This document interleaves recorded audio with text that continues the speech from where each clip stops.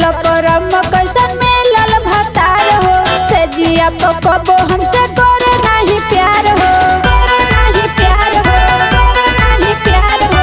टूटल करम कैसन मिलल भतार हो, से जिया पकबो हमसे करे नहीं प्यार हो।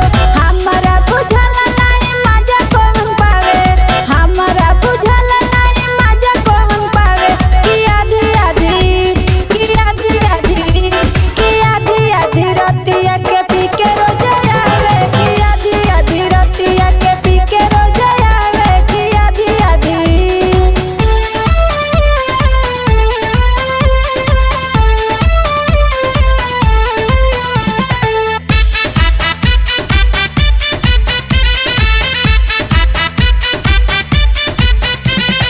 पिया दिव्यांश नहीं बुझे दिल के दर्द, बानी परेशान हम पाके ऐसन मर।